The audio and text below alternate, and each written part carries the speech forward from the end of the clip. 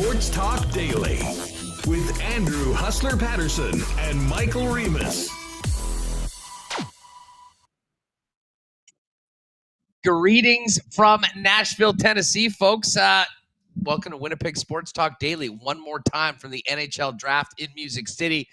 Andrew Paterson, Michael Remis with you.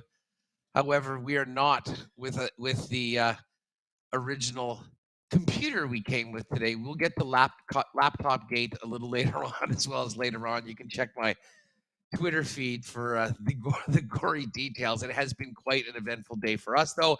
And, of course, for the Winnipeg Jets and the rest of the National Hockey League, as we probably are just getting down to the short stroke 6th and 7th round of the draft festivities here in Nashville.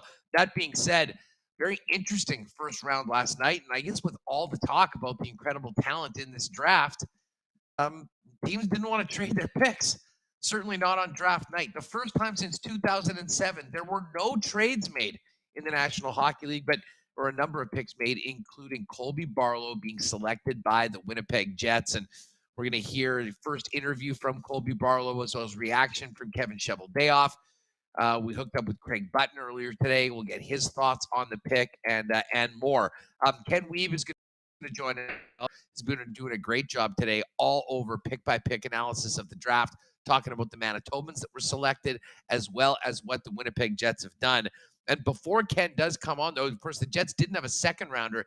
They did have a third-round pick, and they picked Zach Nehring out of Shattuck St. Mary's High School, a native of Minot, North Dakota, but with some Winnipeg ties. We also got the first interview with Zach Nehring, and we'll have that coming up as well, as I said, after we listen to the first-round pick of the Winnipeg Jets, Colby Barlow, and general manager Kevin Cheveldayoff from the draft floor last night. Winnipeg Sports Talk at the NHL Draft in Nashville all week long has been presented by our great friends at CoolBet. Once again, want to thank Pat, Jake, and the CoolBet team for making this trip possible, and it really has been spectacular for us and a hell of a lot of fun, and certainly with the feedback we've got from all of you listening on the show, as well as what we put on our social media channels. We really appreciate it and wanted to pass that on to the folks that made this possible with our friends at CoolBet. No lock shop today, by the way. Dusty is cranking up a podcast-only version, so wherever you get your favorite podcast in Winnipeg Sports Talk, search the lock shop. We'll break down the games for week 4 in the Canadian Football League. Our picks are there, including mine. And, of course, you can get the CoolBet for the partner parlay and the exclusives. A lot of people that rode with us on the golf picks yesterday, I think, are loving what's happening at the Rocket Mortgage right now. We'll hit that later on for our friends at Breezy Bend Golf and Country Club, as well as our great sponsors at the Gold Eyes, the Assiniboia Downs, Wilderness Lodge, and Little Brown Jug, Royal Sports, Boston Pizza, Consolidated Supply and Princess Auto, Nick and Nicky DQ, F Apparel, Vita Health, Wallace and Wallace, Canadian Club Whiskey, Manitoba Battery, Aquatech, and of course, Modern Man Barbershop. And looking forward to getting your reaction on the Jets' first-round pick in our Why Not question of the day, brought to you by our friends at Not AutoCorp, Overlake, Waverly, and McGillivray. All right, let's get him in here. Michael Remis. How are you? It's been an eventful few days, and I'm not sure we've had a more eventful period of time as it was this morning, heading back to Nashville, getting ready for the second day of the draft to begin. Yeah. Well, first of all, yesterday was so much fun. It was great to be back in the NHL Draft. I hadn't been here since I was at the draft in 2011, and seeing the huge production backstage and seeing pretty much everyone in hockey media back there. Very cool. And seeing, a lot of young people live out their dreams being drafted to the NHL, the crowd around Connor Bedard. Pretty cool. Matvei Michkov going 7 was exciting. But then the Winnipeg Jets picking Colby Barlow. Seems like a great kid, but, for us, it was, work. I think I was posting videos till about 1 a.m. And then this morning, we're packing up, going. I shut down the laptop, put it in my bag, get to the, walk 10 minutes to the arena, put it through the X-ray detector or whatever, open my bag at the arena, and the laptop isn't opening properly or closing properly, and the screen. And that was the laptop we used all week to stream this show from and edit videos on. And thankfully we have 2 laptops here. Yes. Luckily, but most definitely. I'm happy that we're both laughing at this laptop thing. I don't know what happened, Huss. It got very hot yesterday, and maybe it melted. Maybe I think the X-ray machine blew it up. Oh yeah, the Remis's theories for this. So- Go to my Twitter at Hustlerama. You'll see a picture of Remis with his hands in the air I don't know. after claiming I didn't do anything. I didn't. And yet, in the 20 minutes since he closed it up here, where we're sitting right now, walked 300 or 400 meters down the street, went to an X-ray machine, opened it up, a very expensive and good laptop was essentially rendered useless. The screen's cracked. The case is wrecked. I don't know what happened. I put it. It was fine here. Okay, fine. Put it in my backpack. Walk down the street. Get to the things like you and Jamie Thomas of CJOB and Jets TV. We just start. I don't know. People around us were like, "What is that? I've never seen that before." So, didn't ruin our day. We're kind of laughing it off as much as you can, but that really sucked. So shout out to Alex. Yes. Shout out to Alex. For anyone that says there's nothing good coming out of Ottawa, our pal Alex Allard has come out of the bullpen with his rubber arm to kind of save the day right now. So shout out to Alex, who's kind of manning mission control right now today, although we do have the YouTube chat up right now. Remo's there. Shout out to everyone that's with us right off the bat. And it should be a really good show. As I say, we do have plenty of content. We're sort of planning on doing the show from the media center there. But one of the other issues was that the internet was absolute garbage. And for such a big event that's broadcast around the world that has so many media there, I don't know how they can have an internet service that was so weak. Although I guess it's probably just because of how many people were there. I know Sean and Ken went on yesterday, and I think things went pretty well for the Kenny and Rennie show. Yeah. But I think that's because most of the people were gone. That wouldn't have been the case from 1 to 3. So anyways, we're here. And a big shout out to the wonderful staff here at Embassy Suites. We had an amazing stay here in Nashville. Helped us out big time by allowing us to hang around a few extra hours before we got to get out of here and start the planes, trains, and automobiles trip back to Winnipeg. All right.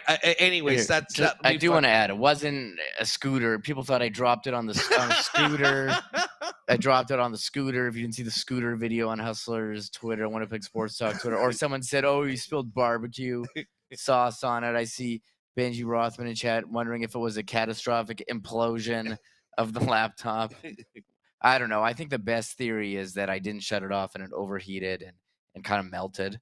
That's my guess. There was some. It was so hot. Plutonium in there. It was so hot, this laptop. And by the way, right now, speaking of plutonium, it is absolutely apocalyptic outside right now. We're in the middle of a severe thunderstorm warning in the Nashville area downtown. Hope there's not a lot of folks that are just leaving the draft right now because they will be getting absolutely pounded. We'll see what that means for later on. Anyways, there's a little update on the hijinks that's been happening behind the scenes right now. But let's get right to it because it was a real exciting night last night. A little bit of a dud if you were hoping for massive player movement and trades, and we'll sort of talk more about that later on. But really, the first round is about the young men that are picked. And it started off with Connor Bedard. There was absolutely no doubt that he would be the number one selection of the Chicago Blackhawks. And I've got a couple pictures. I'll tweet these out after the program, and we'll put them up on Winnipeg Sports Talk. The scene around Connor Bedard's media scrum. When we spoke to Kevin Cheveldayoff before the draft yesterday, he was at, what did they call it? The Super Pod? Yeah, they have, if you check our Instagram story from yesterday, they have all these like interview areas, and there's like, a bunch of individual ones. But yeah, the Super Pod is where they have the big media scrums, and you were actually front row for Kevin Cheveldayoff asking some great questions. Oh, I dropped, full Big J operation here for WST, and you'll see that later on. I do have that club in my bag, although usually it's more fun here having fun with you all here on YouTube and a Winnipeg Sports Talk. But we did talk to Kevin Cheveldayoff about a number of the sort of pertinent questions going into the draft, post Pierre-Luc Dubois trade, as well as, we'll just get to this right now because I know we're going to kind of focus on Colby Barlow and, some of the selections of the Winnipeg Jets and what's happening around.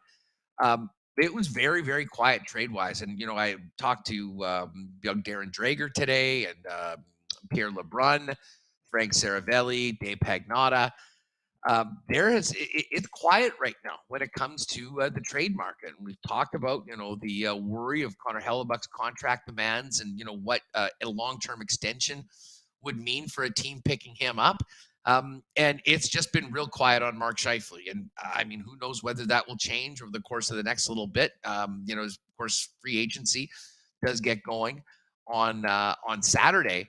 But as of right now, there wasn't any that really had said that, they were hearing a few things around the Winnipeg Jets. I know Pierre-Luc speculated that things would pick up today, but so far there's been a few minor deals, but for the most part, it has been all about the selections and the young men picked by the 32 teams of the National Hockey League, which brings us to the Winnipeg Jets.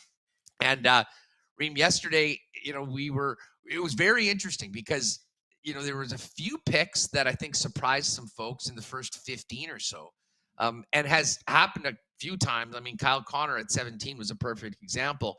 You're sort of seeing it 15 and 16, knowing where the Jets were picking, and a number of players that I think were ranked quite high on a number of the draft experts and scouting services, that the Winnipeg Jets were going to have a few real nice choices to make, and probably a tough choice.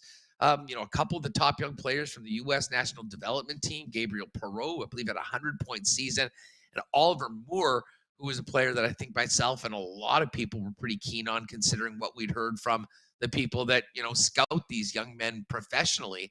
But the Winnipeg Jets ended up going with Colby Barlow, who, as I mentioned in a tweet right afterwards, Craig Button, good program, absolutely loves. You'll hear him later on today speaking about, honestly, every year there's a player or two that they refer to as Craig's crush. Colby Barlow was his crush. And I have to tell you this, gang, and you'll hear this for yourself in a minute. Got an opportunity very shortly after he was selected to do a one-on-one with Colby Barlow for Winnipeg Sports Talk. And I mean, Remo, for a fan base that is looking for a bit of a culture change, for young men that want to be Winnipeg Jets, that embrace the opportunity and this community, I mean, honest to God, you could not have scripted better answers. Somebody said in the comments of the chat they thought that I was about to hug the young man. I wasn't, but maybe it should have crossed my mind. He absolutely nailed it. He comes with the energy. And I turned around and said to Marat and Jamie and some of the guys, this feels like Rutger McGroarty 2.0. And I know many of you watching on YouTube that have enjoyed Rutger McGroarty's visits on WST in the past, and just the energy that he brings, the attitude, and how much it seems that is needed here in Winnipeg. Remo, it's almost like they got a second version of that. And, we'll get into what he brings as a hockey player, the youngest captain in the OHL, a 17-year-old captain, 46 goals, I believe, last year on the season. Great performance in the under-18s. There's a lot to love about this player, but just on the surface, again, you see what happens as players develop. Already a very complete player, a captain of his team. And, as far as the attitude, which I think has been something that we've talked a lot about, guys that, will embrace Winnipeg. He clicked all the boxes and knocked that interview absolutely out of the park. Yes. I couldn't help but turn around and I just have a great feeling and a smile on my face just from talking to him after he was picked. Yeah, you have to mention Scholastic Player of the Year, following in the footsteps of other Jets draft picks, Cole Perfetti, Adam Lowry, Josh Morrissey, and also Nelson Noge. And the one thing, a lot of people notice about him, you look at these guys getting drafted, they're all, 18, fresh-faced kids. You can't believe how young they are. Not Colby Barlow.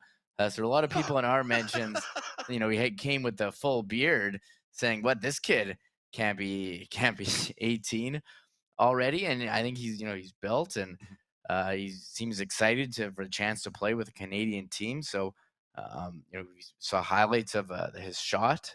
Very impressive young man. Said all the right things in the interview after. Here's just a little bit. And again, we talked much talent there was in this draft, and even in a draft that had a lot of highly touted young men. He really turned out well. I'm just going to go down this list over a shout out to Elite Prospects for putting all this together. He was ranked number 12 by Consolidated Ranking. Elite had him number 17. FC Hockey had him 13. Our pal Chris Peters had him 15. 16 at Daily Faceoff. Bob McKenzie had him number 12. The Hockey News number 13. McKean's 12. Craig Button had him number 10, as we mentioned. Central Scouting had him number 12. Sportsnet number 9. Our pal Shane Malloy had him number 17, but I did talk to Shane, and he thought that this was an absolutely perfect fit for Winnipeg. And number 9 for Recruit as well. Draft Prospects had him number 8. So there is a lot to like from Colby Barlow as far as what he's done on the ice. I believe it was Dave Balharry, and shout out to the Illegal Curve guys. We did jump on their draft show last night, had a fun time with Dave and Ezzy. They did a great job, with Winnipeg and Jet-focused conversation throughout the first round. Dave tweeted out a couple of highlights, and the one thing that stands out about Barlow is his finishing ability. I mean, the shot that this young man has, he can score on the rush against elite goaltending. And he's able to get it off in traffic, which is something that the greats have done. Connor Bedard was another one of those guys. They talked about how great his shot is and how that compares to the top players in the NHL. I'm not saying he's got a Connor Bedard shot, but with some of the clips that we've seen of the highlights of him, listen, an NHL-ready shot right now, I think we can safely say a very, very well-rounded player, and a guy that when I asked him what he brings to the table, the first thing he said is, wanted to be known as a really good person. And I got to tell you, the vibes around this young man were great. You never know how prospects are going to turn out, but there's a lot of people in the scouting industry that are big, big fans of Colby Barlow. And from the reaction of the interview that we posted that we're going to play in a moment, Remo, I think there's a lot of Winnipeg Jet fans that are pretty pleased that this young man is going to be eventually coming into a lineup here in the city of Winnipeg. Yeah, you look at his numbers last year with Owen Sound, 59 games, 46 goals, 33 assists, 79 points. One thing that Kevin Cheveldayoff mentioned too, he called him a greasy player and said, his game is a fit for the playoffs. And we've seen so much the last couple of years. There's regular season hockey and playoff hockey, and you have a guy like him and Rutger, maybe lining up with a Brad Lambert. I think you have a nice mix of, skinny guys versus medium guy. Back to Nintendo ice hockey. You have medium big guy, with your skinny guy like Brad Lambert, or if it's a Chaz Luce, Rutger and Colby. I'm just thinking of a future Winnipeg Jets. Those guys, maybe your medium to big guys. Well, and Shane Malloy, in my conversation with him, and we were hoping to catch up with him. There was so much going on.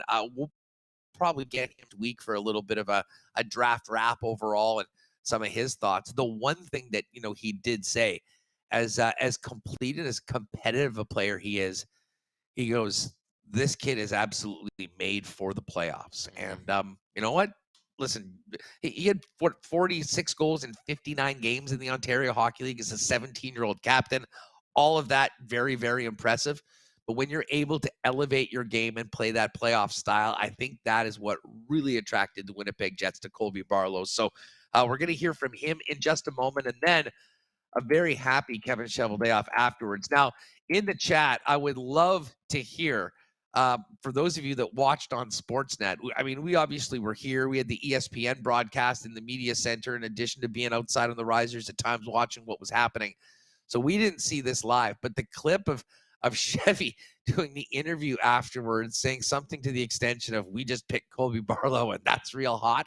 I don't know what the context of that was, but to the folks that sent it over, the 2-second clip, I got a great laugh out of it. And then actually mentioned that to Chevy when I got a chance to speak with him afterwards. He had a huge smile after you brought that, but you didn't say like, "Hey," you said you couldn't contain your excitement on the TV broadcast. So well done there with the questions. All right, so listen, let's get to it. We're gonna get to Colby Barlow, the Jets first rounder. If you haven't heard this already, I think you'll really be impressed with the young man. And if you're a Jet fan, you may have heard it on other socials. Well, get ready. I think you're going to enjoy it again. And then Cheveldayoff. And then, as I mentioned, the Jets didn't have a second-round pick. They did take Zach Nehring, Minot native with some Winnipeg ties, going to Shattuck St. Mary's and playing with Sioux Falls in the USHL. So we'll tell you a little bit about him, and you'll get a chance to hear from him first coming up in just a minute. Before we do get to that, again, Winnipeg Sports Talk at the NHL Draft in Nashville, brought to you by our great partners at CoolBet. Also want to thank our friends over at Modern Man Barbershop, now with 8 locations in the city of Winnipeg, including the newest locations over on Plessis Road and Pembina Highway. Modern Man Barbershop has all sorts, haircut, beard shaping, shaves, and more, and an incredible selection of men's products. Pop down and see them at any of the Modern Mans. And if you do need to make an appointment, you can book your look via modernmanbarber.com. And you can give them a follow at Instagram over at Modern Man Barbershops as well. It's hot as hell right now, although it's cooling down, I think, with the severe thunderstorm. Looks like it's going to be hot for the long. What a great time to make 2023 the year you take the plunge with Aquatech. Visit aqua-tech.ca to design your own custom pool. Their team can provide on-the-spot pricing from designers, as well as financing options that suit you. And whole home renovations start with Aquatech as well. With thousands of renos as their foundation, let Aquatech upgrade any space in your home. Aquatech's ready to make your reno dreams a reality. Learn more about design, pricing, and financing options at aqua-tech.ca. Hey, long weekends coming up. The kids are out of school. Now's the time to make the most of that Manitoba summer. And, whether you are in a golf cart, whether you're out on a boat, a Sea-Doo, ATV, and more, you got to get those suckers powered, and you need batteries for those. And luckily, Donnie and the great staff at Manitoba Battery are going to get you the best price in town, shopping local, and make it as convenient as possible to max out on time with the family and not worrying about the details of life to make all that happen. Here's the deal. Manitoba Battery's got the lowest price on batteries in town, beating the pants off the big box stores. And to make it even better for you, any purchase over $60, they'll deliver it to you anywhere in the city for free. That's right.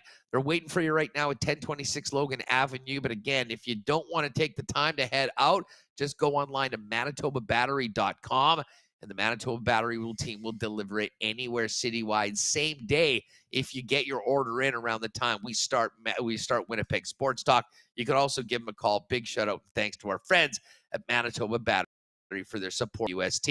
And just before we listen to Colby Barlow in his first interview as a member of the Winnipeg Jets after being drafted last night, got to tip our cap to our friends at Canadian Club. Long weekends here.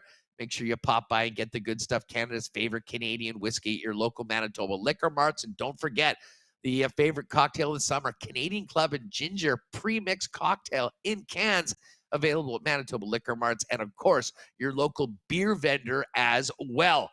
All right, Cheveldayoff's reaction to the first pick coming up, but first off, here was our first visit with the newest member of the Jets organization, last night's first rounder, 18th overall, out of Owen Sound of the OHL, Colby Barlow.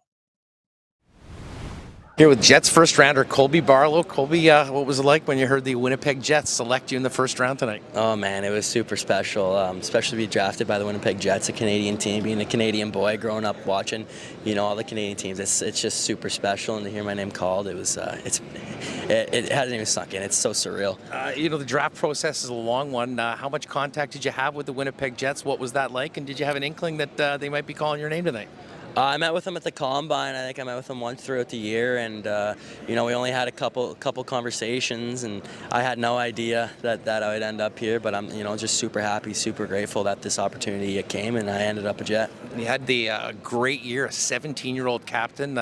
For Winnipeg Jet fans, tell us what you bring to the table and what you'll be bringing to the organization. Yeah, just a good person first and foremost, and then just play a 200-foot hard game. Play skill as well.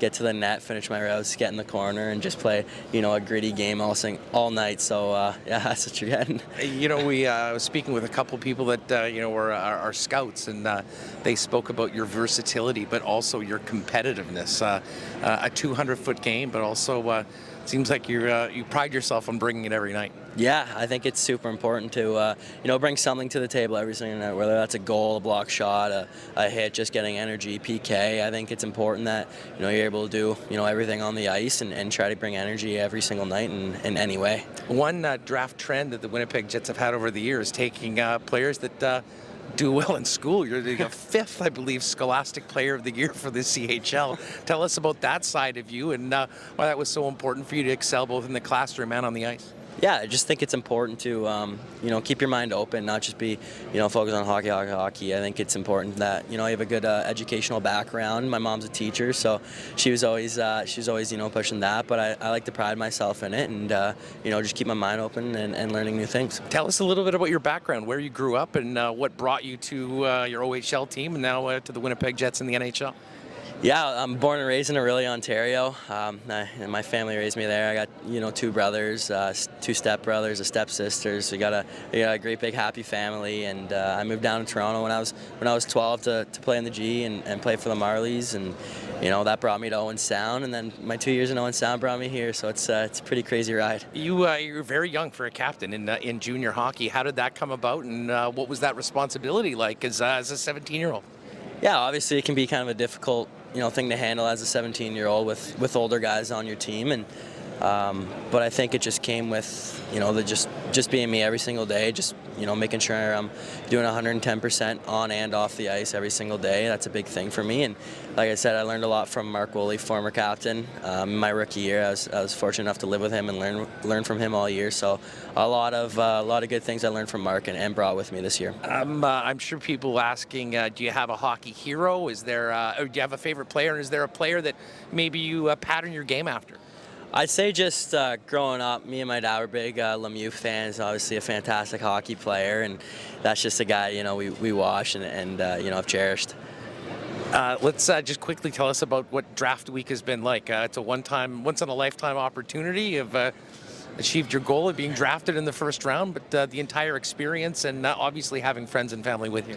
Super special week. I mean, especially to have most of my friends and family from Orillia here. It's pretty incredible to share this with them. I mean, they've all done so much for me, every single one of them. So it's been a surreal and a special week for sure. After you heard your name called, you went and met the Jets organization. What did Kevin Cheveldayoff and the rest of the Jets crew have to say? They just congratulated me. It's a special moment. Take it all in, and I'm just so stoked. Super excited. Obviously, tonight will be a fun night for you, and get to work next week with the development camp in Winnipeg. How excited are you? Looking forward to that? Oh, stoked. Counting down the days. It's definitely an exciting time. Hey, just before we go, a quick message to Jet fans on your excitement to be a part of the organization, but also the Winnipeg community one day. Yeah, I'm just super, super excited to be a Winnipeg Jet, and to call you guys, fans and family. It's super special to be a part of the community and your great organization. So thank you, Colby. Congratulations. We'll look forward to seeing you in the Peg. Thank you.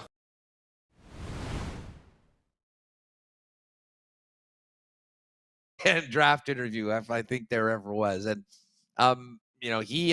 listen, obviously everyone's excited when they get drafted, but that was it really did seem like a genuine enthusiasm. And as I say, he didn't need to be prompted. He seemed to be very excited to be coming to the Winnipeg Jets, and I'm really looking forward to development camp next week and maybe getting a chance to reconnect with him. And of course, we're going to get Rutger McGroarty coming up there as well. And as I said, Remis, and I think people will agree now after listening to Colby Barlow in our first chat with him, the Rutger vibes that he gives off. And I think for a team that, as I've mentioned for a long time, I think desperately needs that sort of passion and enthusiasm and excitement to being a Winnipeg Jet. The Jets got it in spades, in addition to a kid that put up 46 goals in 59 games last year as a 17-year-old captain. Yeah, what a shot. He seemed very excited about playing in Canada, playing for the Winnipeg Jets. Really well-spoken, articulate. You don't get that a lot from 18-year-olds. So you love the enthusiasm. You like the type of player that he is. And you like that he's a leader. Again, well-educated, I think, is a bonus. We've seen how that's worked out for Adam Lowry and Josh Morrissey, and I think Cole Perfetti was on his way to a Calder Trophy season, or at least being nominated or a finalist if he didn't get hurt. So I think the Jets, while we're in a bit of I think transition period for the Jets right now, but looking forward, 2, 3, 4, 5 years, this is a guy who I think could be a real fit here and become a fan favorite. Well, and you know what, I like what you had said a little earlier. I think there's a lot of, I mean, just, looking ahead to the future and thinking about, Chaz Lucius and Brad Lambert, Rucker McGroarty, and now Colby Barlow. I mean, these young men that the Jets have played, I mean, I think that they are very different players, but certainly bring different things. And I think the compatibility together could be great. The other thing about Barlow, in the under 18s, I think he scored 2 shorthanded goals in one game. He is completely capable of playing both special teams. He did a ton of goal scoring, with the 46 or 46 and 59, but was also a mainstay on the penalty kill. Pretty much did everything, and has a motor and a competitiveness. And as I said, we'll hear from Craig Button a little later on, but absolutely never any question what you're going to get out of him night in and night out, and that is 100%. And that, I think, is music to folks' ears. Let me hit the why not question of the day right now for Not Autocorp over at Waverly and McGillivray. Hit us in the chat. First impressions of Colby Barlow and what you thought of the pick. Some of you may have dug into him as a player and seen some highlights. But as Jet fans, there's been so much talk about the identity of this team, the culture of this team. Very interested in your feedback on what sort of a young man the Winnipeg Jets selected right now, and how well he will hopefully fit into a team that really will look to be kind of a Jets 3.0 and move on this era of the a number of guys that have done great things for the Winnipeg Jets, but come in and add a very different element to this club as the leadership group is turned over into next season and to years ahead. All right, well, listen, that was the young man that we selected. Let's hear from the man that did the picking.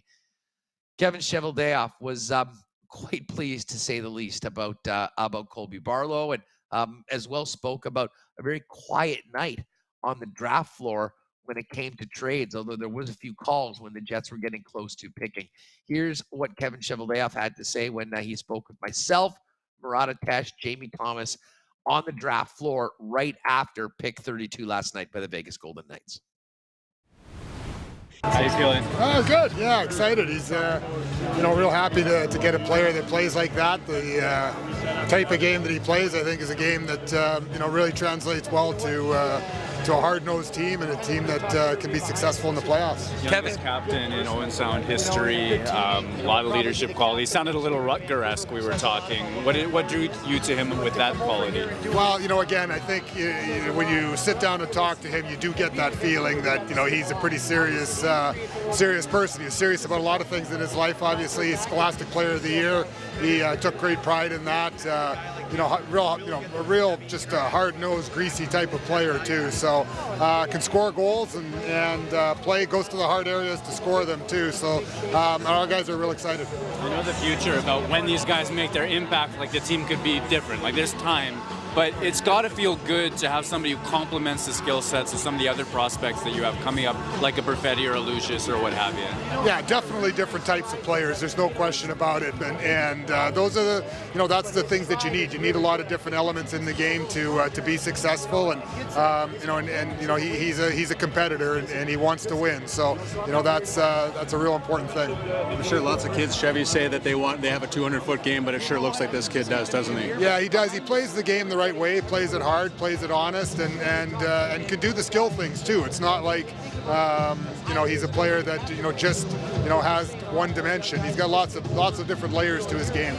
It's safe to say, very talented player with 46 goals. But as we just talked to him, I mean, the energy that he brought. How much was character a part of the decision-making process to have him as number one? Well, again, I think he wears things on his sleeve. He is what he is. There's no second guessing what you're going to see every night.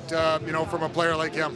It's obvious that the character that he brings from speaking with them. But as a player, what are his strengths? Well, he can really shoot the puck. Again, he goes to the gritty areas, plays a hard game. Obviously he's a competitor. So if he checks off lots of different boxes, skill component, compete component, hard component, do the little things, and he's a leader. Again, as you mentioned, the youngest captain in Owen Sound's history. Those are all don't just happen. Like that's the true testament of the player. We saw a clip of you on Sportsnet afterwards with a pretty big smile on your face.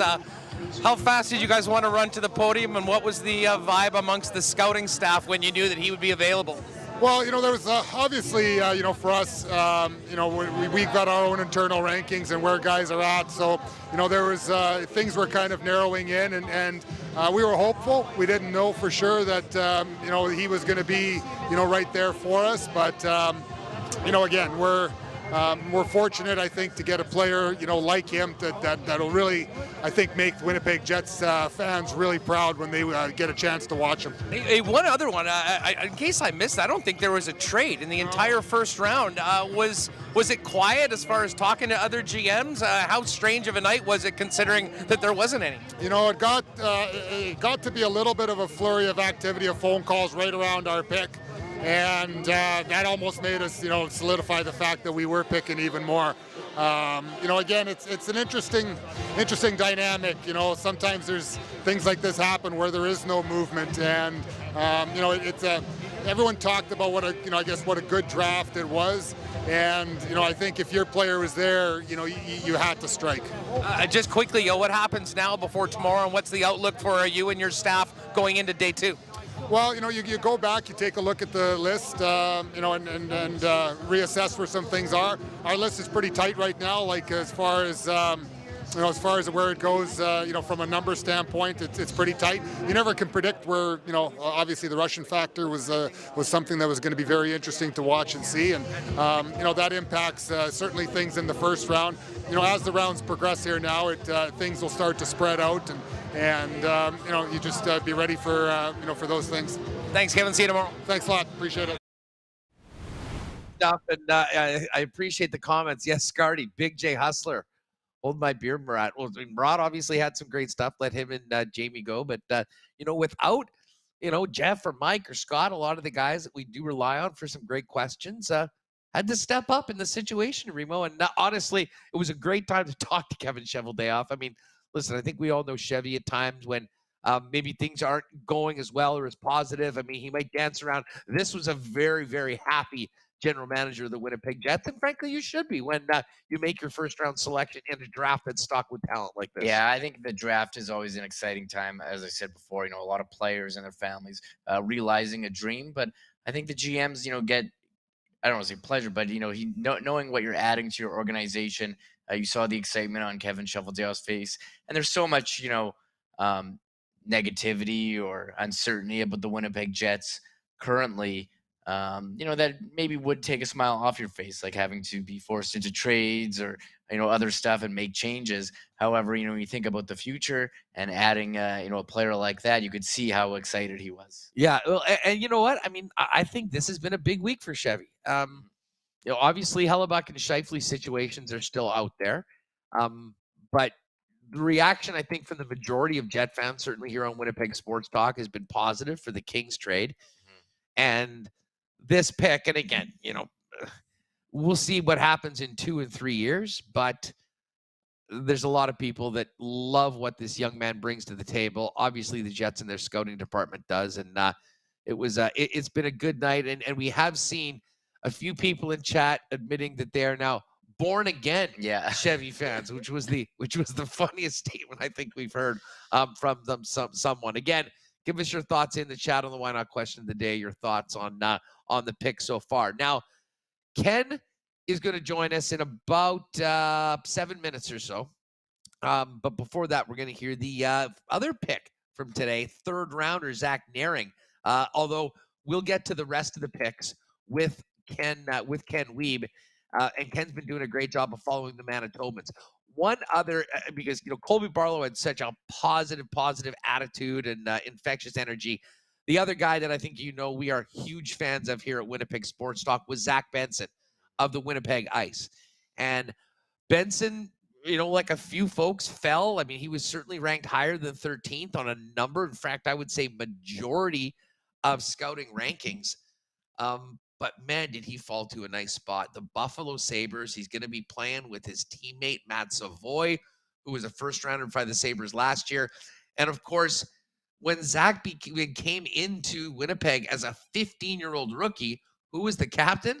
Peyton Krebs, also now a member of the Buffalo Sabres. So the Ice Gang is getting together in upstate New York. And we didn't record this one, but I did bump into Zach before he was doing an interview and had a nice chat with him. We'll look to get him on the show in the next couple of weeks.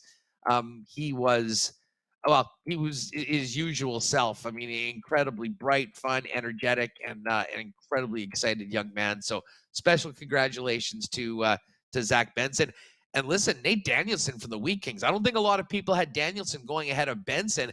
He cracked the top 10 yesterday, Rumo, and went number 9 to the Detroit Red Wings. And obviously, Stevie Y thought that he had something in the Brandon Wheat Kings center. So pretty nice night for both the Manitoba products from not necessarily Manitoba products, but Manitoba team products in Zach Benson from the ice and Nate Danielson and Brandon. Yeah, there was, we have to say it was the viral moment of the first round of the draft. The moment everyone is talking about wasn't a pick. It was Carey Price going up to select David Reinbacher at number 5. Certainly a surprise. The defenseman going 5th overall, but Carey Price going up and forgetting his name and tough scene, owning up to it on Twitter. I mean, it looks easy, Huss. Just go up there and make a pick and say a guy's name. Really not as easy as you think it would be. Carey Price, I guess he's not as experienced of a public speaker. Maybe he'll get into that now that they said former Montreal Canadian when they introduced him, which seems weird, which seems very odd, but that was. I thought it was a really nice touch and a cool thing for the Habs to do. Mm-hmm. But I mean, all you need to do is say 2 words. He got the first one, and then it was a complete blank, and wasn't able to get back and remember what it was. Should have had on a card. It probably used to like, here's a card for the guys. I don't know. You think what do you think? I can't remember the guy's name? What do you think I'm like? But I guess you get up there, you freeze. I mean, it was a packed crowd in Nashville. I'll say a lot of Blackhawks fans for sure. Oh yeah, there for Connor Bedard, and actually there were a lot of Ducks fans too, hoping they would get Adam Fantilli, as you tweeted out a picture of a guy in a Ducks Fantilli jersey. But they did select Leo Carlson, number 2. Epic fail. That blew me away. And again, we'll talk to Craig later on. He wasn't as surprised, but I mean, when every single mock I saw had Adam Fantilli as number 2, you sort of expect that guy to go number 2. And I wish I'd had the stones to do a little sprinkle on Leo Carlson as the 2nd overall pick over on Coolbet, because that would have been very, very lucrative. All right, Weber's coming up in just a second. But let's get to the Jets' 3rd round selection today. Zach Nehring, very shortly after he was picked by the Winnipeg Jets, got a chance to meet the Jets' 3rd rounder, Shattuck St. Mary's product, Zach Nehring. Here's what he had to say shortly after he heard his name called at the NHL Draft.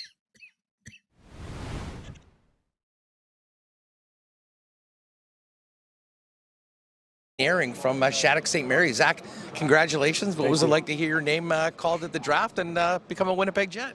Yeah, I mean, it's been unreal the last couple of days, and my grandparents are right up there. They're diehard Jets fans, so I mean, they started crying on me, but it's been unbelievable, and I'm sure they're pumped as much as I am. I mean, you are from south of the border, but not too far away.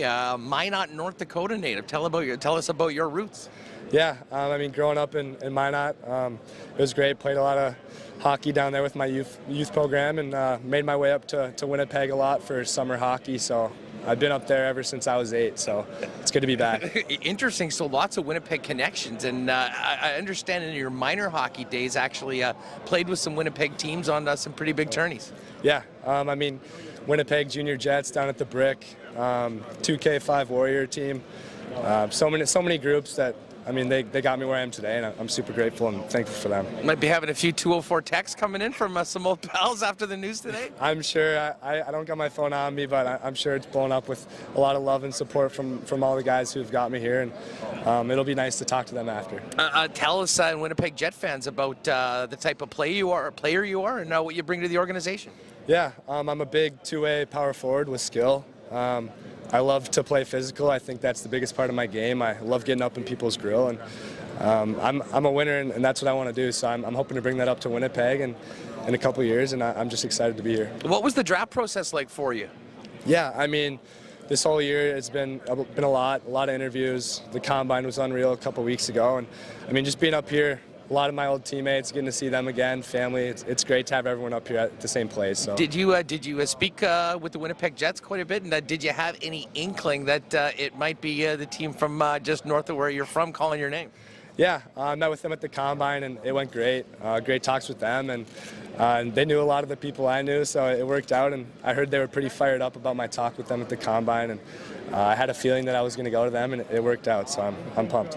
Tell us about your last season playing with Shattuck St. Mary's, a pretty reputable school that's cranked out some pretty good players in the past. Yeah, I mean, it's unreal. Coach Ward down there, Coach Mitro, there's so many guys, and the competition down there is unreal, getting to play with my best friends every single day, and we're competing, pushing, and we're fortunate enough to win the national championship this year, and couldn't have done it without my teammates around me, and that's the reason why I'm here today is because of them. I understand you're going the NCAA route. Tell us about your future plans outside of development camp next week in the PEG.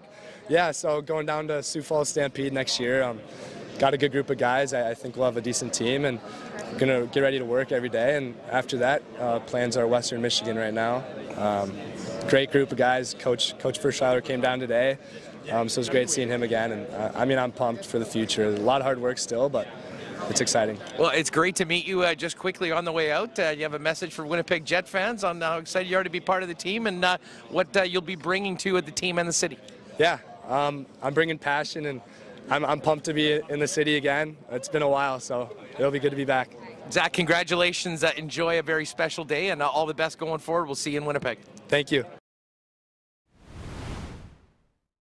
All right, so there's Zach Nehring, our first chance to talk to Zach, and got to tell you, he was well, I mean, I think it goes without saying, everyone's excited. People are asking how tall this guy is and how tall I am, comparing my me, because I guess I was standing next to these guys. I am taller than 5'9". I think I'm for sure 5'10". Originally on a good day was 5'10 and a half. I just checked my driver's license to see what the official is, 180 centimeters. So you can do the math. I don't think he's 6'7", but he was pretty tall and plays a little greasy. All right, listen, do want to thank our friends over at Vita Health Fresh Market for their support of Winnipeg Sports Talk. Of course, Vita Health has great prices on the best in natural supplements and groceries.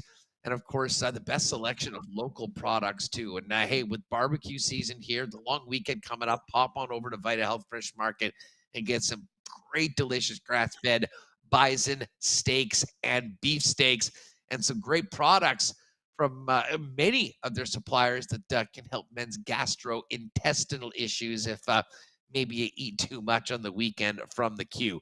Vita Health Fresh Market, 7 Winnipeg locations, and you can check them out online at myvita.ca for more, and of course local delivery options as well.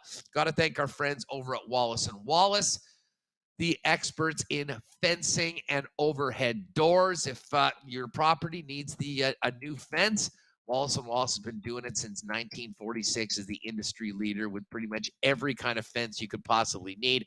And if you're looking for a new overhead door, talk to Wallace & Wallace, because they, as the Clopay dealer in Manitoba, have Winnipeg's largest selection of overhead doors, something perfect for your home.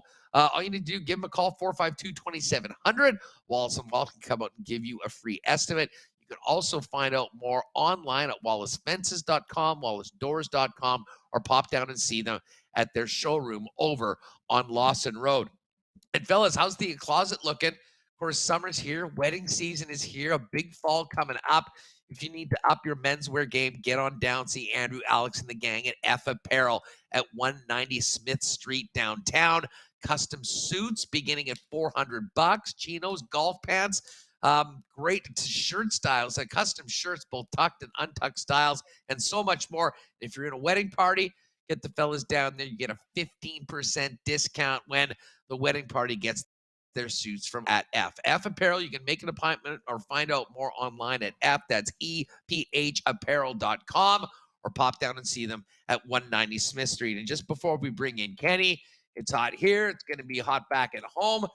Tell you what, it's a good time to head down to Nick and Nicky DQ for one of their great new summer blizzard flavors. Pop down and see them. The DQ Northgate, DQ Polo Park, DQ St. Anne's, and the always busy DQ out in Niverville. And hey, if you're having a Canada Day party or something, head on down to one of them and pick up a DQ ice cream cake or blizzard cake. If you do want something custom made for an event, hit them up on Instagram at DQ Manitoba. They'll custom make it for you with whatever you want to put on it for a quick and easy pickup at any of the 4 Nick and Nicky DQ locations. All right, let's get to Kenny Weeb, who's been doing a great job. In fact, keeping us apprised. There's been a lot going on over on the draft floor. Hard to keep track of the day 2 picks. Ken's been all over it with a great running thread on both Manitoban selected and what the Winnipeg Jets have done. And Kenny joins us now. Weber, what's up? How are you?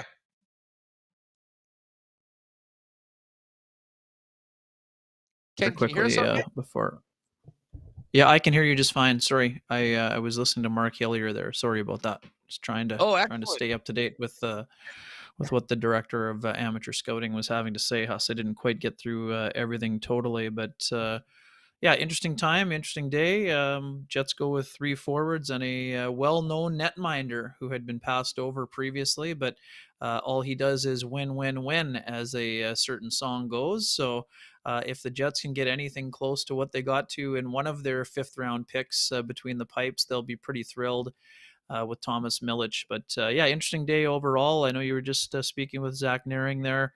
Obviously, a guy with, Mark Hillier said, having power forward tendencies was the phrase he just used in meeting the media here, Huss. So 6'3" guy, and as you saw, or maybe even be taller than 6'3", but listed, I think, at 179. Going to have to fill into that frame, but maybe a little bit of a project, but a guy with the ceiling there, right? And also a guy that's as he mentioned to you, rugged and very difficult to play against. And then they add some skill with Connor Levy or Levi. I'm not 100% sure on the pronunciation guide there. If you can, because I mean, to be honest, we talked about Barlow. We just played Nehring. These picks coming in. We haven't even gotten to what the Jets picked in the 5th round. I know you've been doing a great run. Oh, sorry. Okay. Fill us in, because I wanted to get to Thomas Milic. We saw a lot of him in the playoffs, Team Canada. Interestingly, passed up last year. It seems sometimes there's great goalie talent late. Of course, DiVincentis was a 7th rounder, and now he gets picked in the 5th round. Maybe just quickly touch on him, as well as the other picks that happened 5th round and afterwards for the Winnipeg Jets. Yeah, you bet, Huss. They went with a center from the London Knights, Jacob Julian, with that first of the 2 5th-round picks. The 6'4" frame. I think a lot of positive thoughts on him from colleague Jason Bukala from Sportsnet, who was working on the NHL Network Today panel with our pal Sammy Cosentino. Thought he's a guy who, is a role player right now, and it's a matter of, will that offense come with when he's been giving more opportunity here, probably next year with a very good London Knights program, but big forward with some skill upside there, depending on how his development goes. And then they got a Kamloops Blazers right winger after Milic in that 7th round, Connor Levy, I believe it is, Levis, right winger, played in the Memorial Cup this year with the Kamloops Blazers, and teammate of Logan Stankoven. I don't think they would have played together a whole lot this year, but this guy, I think, pretty good production. 24 goals, I believe, in the Western Hockey League this year. So don't pretend to know a whole lot about them. The only guy that I've watched is Milic, and what we know about Milic is that he has a gold medal around his neck, and also some folks, including yourself, would have seen him up close and personal against the Winnipeg Ice in that Western Hockey League Championship final, where he was the Western Hockey League playoff MVP. So a guy coming in with excellent pedigree for an organization that is looking to expand the net-minding pool here after adding Dom DiVincentis last year in that 7th round. So interesting times for the Jets. We know there could be some changes between the pipes at the NHL level at some point this season. But right now, for the future, they have stockpiled another goaltender. I mean, obviously, the scouting knock on Milic is that he's a little bit undersized. But again, this is a guy who stopped a lot of pucks, and yes, the levels. at the levels he has played so far, he has been dominant. So we'll see if he can carry that over into his professional career, but definitely a guy worth taking a flyer on. And Huss, you were there in Nashville, and what were you hearing? I mean, the pandemic seasons impacted a lot of people in those draft years, so the development path may be a little bit different than most other times. So this is a guy who, again, like we said, he has a winning pedigree, incredibly hard worker, high character person, and I think it was definitely worth a fifth round gamble on him. And yeah, I mean, like we mentioned with Nehring, a guy going to play a year in the USHL with the Sioux Falls Stampede and then go to Western Michigan University of the NCAA. I mean, this is a guy who was also part of a winning pedigree at Shattuck St. Mary's, an incredible program just across the border, and seemed like he was fairly fired up. And nice little nugget there as a as us, as someone who has friends who had a son who played in the Brick tournament that lives just down the road from me. Pretty funny nugget that Zach Nehring played for the Winnipeg Junior Jets at the Brick tournament as a 10-year-old back in 2014-15. So interesting little nugget on that aside. No doubt about it. And as our pal Ishaboy Bruce mentions in chat, let's not forget Connor Hellebuck was a fifth rounder as well. I mean, when speaking about goalies, Ken, that is the fifth rounder I was talking about, Bruce. Yes. Yeah. That's exactly right. I mean, the goaltending is a far from exact science when these players are that young. I would say this about Milic, and I mean, just as far as people looking ahead, I mean, when you have that extra year and you have a year like Milic had, maybe a little bit more clearly a guy that can at least compete for a spot and has a good future as a professional. And the Winnipeg Jets have a couple good ones, because we all know that Dom DiVincentis may have been a seventh rounder, but had an absolutely monster season as the best goaltender in the Ontario Hockey League this year, Weber. Yeah, no doubt about that. And I mean, it's interesting times. I mean, I think that because of the age, Milic is a guy who did turn 20, I believe, in April. So, could he go back as an overage? Technically, yes. I would imagine he will go to the Manitoba Moose here, after attending a training camp here with the Jets in the fall. But they would have that option. But, Seattle also had another goaltender drafted here today as well, and a guy who's been in the Team Hockey Canada program. So I would expect the Jets want to see him at the pro level. Similar to when J.C. Lapon, I think, was chosen as a 20-year-old player in their draft year as well. So, yeah, I mean, it's when you get late in the draft, the Jets didn't have a ton of picks, right? So they had 5 picks in total. 2 in the 5th, 1 in the 7th, 1 in the 3rd. After Colby Barlow went in the first round yesterday. Those are lottery tickets, and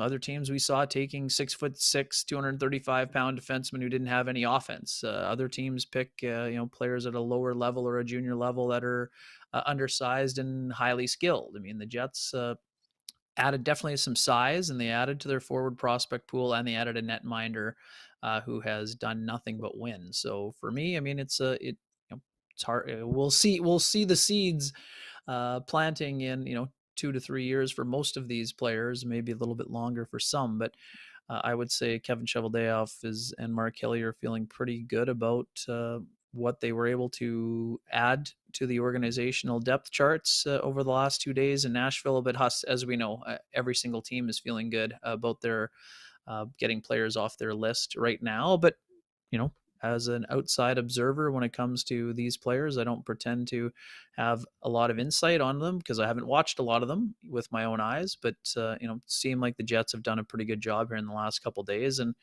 there's a lot of work left to be done when it comes to the NHL roster. But right now, I think that the Jets would be feeling pretty good about themselves. And Huss, I know you were there talking to him in person. I mean, Colby Barlow being available at 18 is an absolute, has the potential to be a home run. I spoke with Dale DeGray, the general manager of the Own Sound Attack and former NHLer last night, and he was absolutely raving about him. And yes, I get it. The guy who's in your own organization, you're going to be raving about him, but this is a guy who knows a thing or two about what it takes to get to the NHL.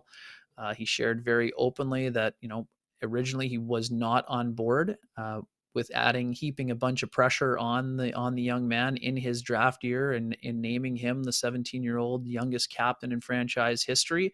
But after some discussions with Barlow and a couple of other people, he felt, the coaches convinced him that it was the right call, and he was absolutely thrilled in making that call and seeing how Barlow handled the responsibility of being a 17-year-old captain in a league that includes a lot of 18, 19, and 20-year-old players. So, and by the way, he's also an absolute snipe show in terms of his goal scoring ability. And he's not just a one-trick pony, Huss. He's a guy who goes to the hard areas, can play a physical game, and is responsible defensively, used in a more of a checking line role with Hockey Canada when he was one of the best penalty killers, according to DeGray. So I think that was a massive, turn of events in round one. And hey, like I said earlier, a lot of people are saying, yeah, we got a guy who is way higher on our list.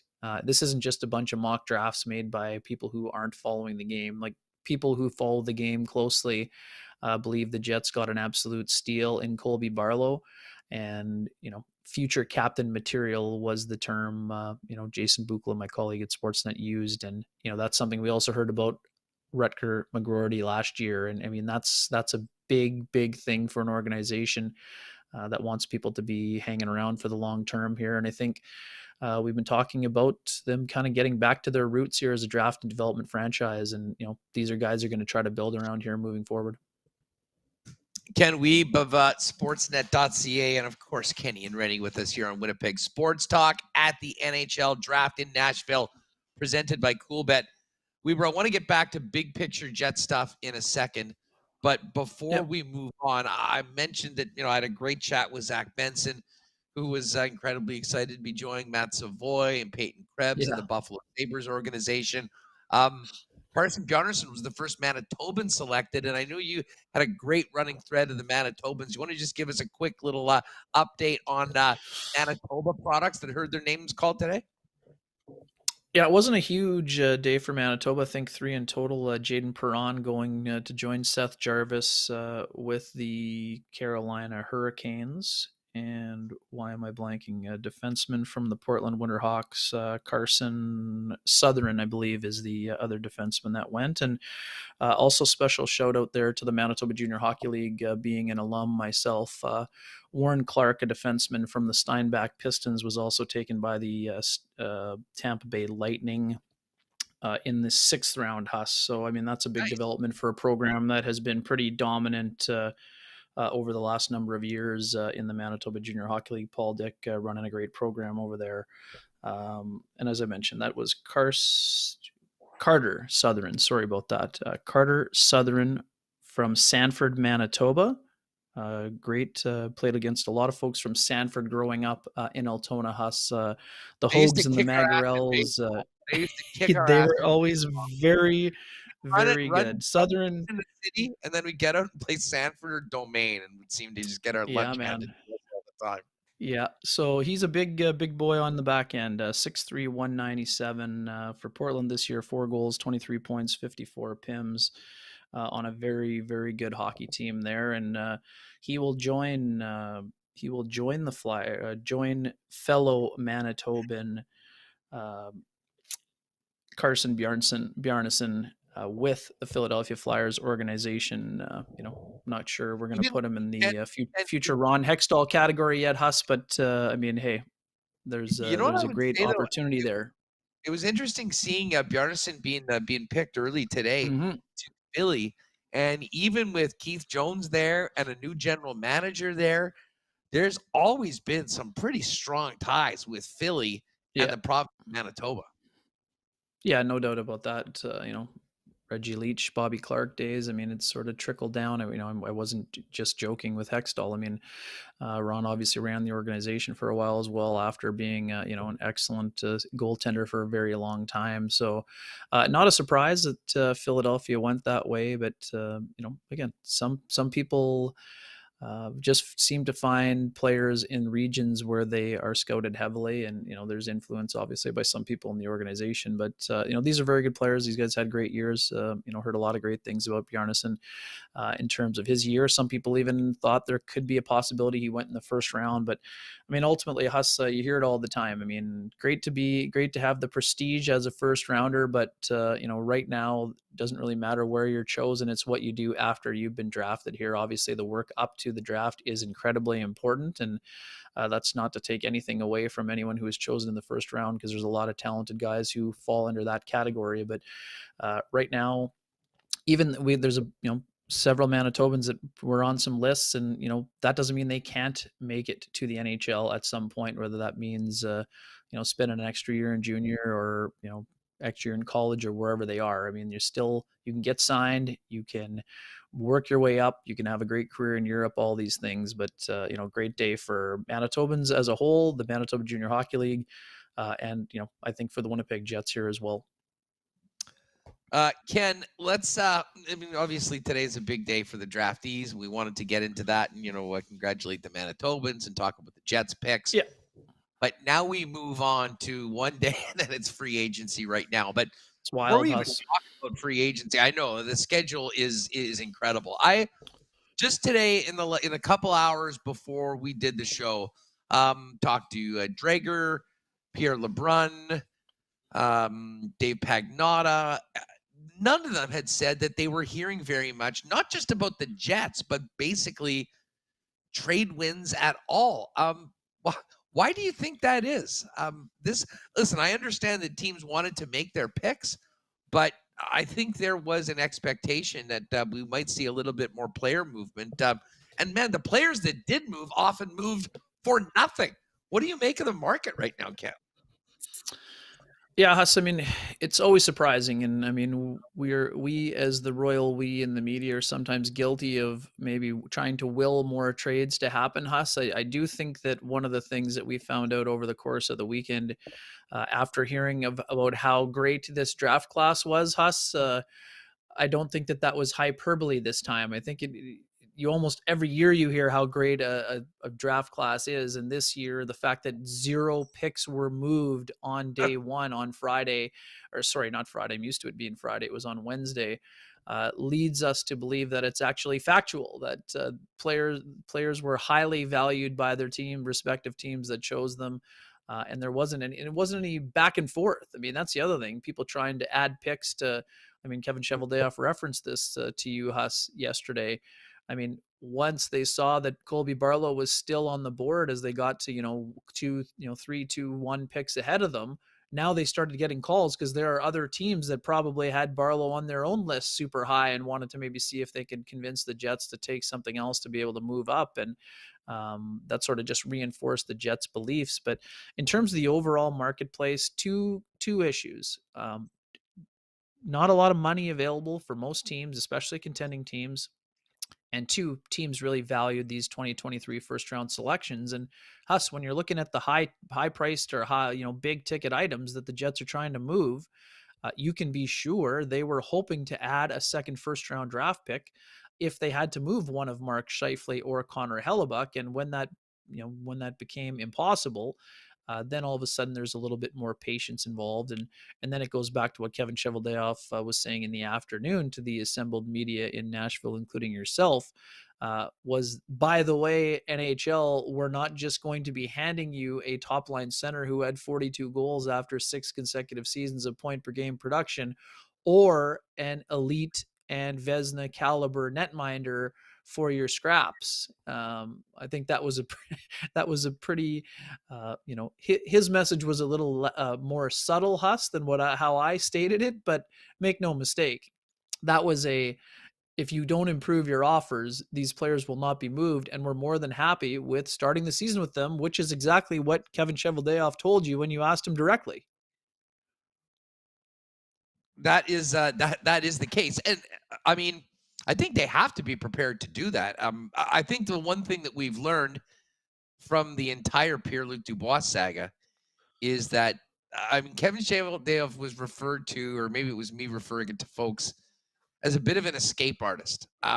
He's been kind of, put into a corner at times, and has come out looking pretty good. And certainly the consensus, obviously not everyone agreed, but that the Winnipeg Jets made out very, very well. We've actually got a great interview with Daryl Evans on the return from the Kings coming up a little later on in the program for folks that want a little bit more on the PLD trade aftermath. But I think it's incredibly important for Cheveldayoff to stick to his guns. I think he did that in the Pierre-Luc Dubois saga, and they came out looking pretty good with some pretty significant pieces that can help this team, albeit in a different way than that one player will be. But when it comes to Hellebuyck and when it comes to Scheifele, I mean, the Winnipeg Jets just cannot be in the business of trading players for 50 cents on the dollar. And sure, is Scheifele's value maybe not what it was a year or two ago with more term on his contract at what he was paying? Sure.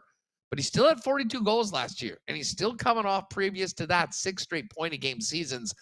That has value right now, and that is not just going to be given away like many players were.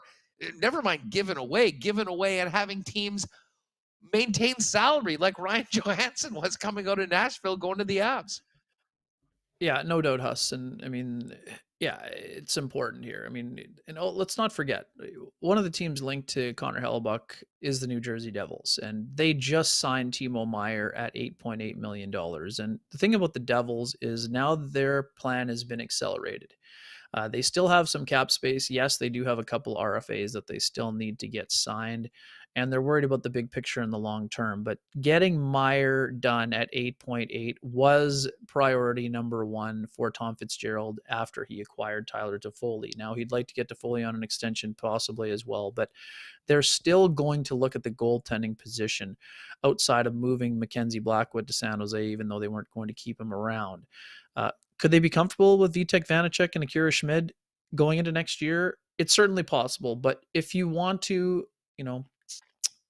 let's just say, I wouldn't even say backfill. If you want to solidify the position, Connor Hellebuyck is available. I mean, does Tom Fitzgerald change or shift gears to someone like John Gibson, knowing that he is under contract for 4 years at a lower number than Hellebuyck would be expected to sign? That's possible also, but the price tag is going to be high for Gibson or Hellebuyck, extension or no extension for Hellebuyck. But that 6.17 number is going to be appealing to any team that is trying to win now. And then you'll see they'll find a way to move the money around. See Kelly McCrimmon and the Vegas Golden Knights. There's no possible way they wanted to move original misfit Riley Smith. But as someone who is in his early 30s and makes the exact same money that they paid one of the premier pending unrestricted free agents, Ivan Barbashev, they get a younger player at the same number for 5 seasons to play along with Jack Eichel instead of having 2 more seasons of Riley Smith, even though he's given an incredible amount to the organization. Tough decisions get made, and New Jersey's going to have to make some tough decisions down the road. Do they roll the dice and go with the goaltenders they have? It's entirely possible, but Tom Fitzgerald has been a pretty aggressive general manager. I think he's going to make a better offer at some point here in the next couple of days, or at any point leading up to the NHL trade deadline. And as I've said numerous times, I think the goalie market is saturated. Teams are just saying, I'll wait for somebody else. I don't buy that for 1 second. Yes, sometimes teams can go on a run with goalie. Aiden Hill has been a guy. People are just saying, "Oh, Aiden Hill came out of the bullpen and won the Stanley Cup." Well, he did that on the most structured team, but Aiden Hill has had great underlying numbers for years. Played on bad teams in Arizona and San Jose, so it's not just a matter of you pulled a 4th stringer out of the woodwork and this guy just stood there.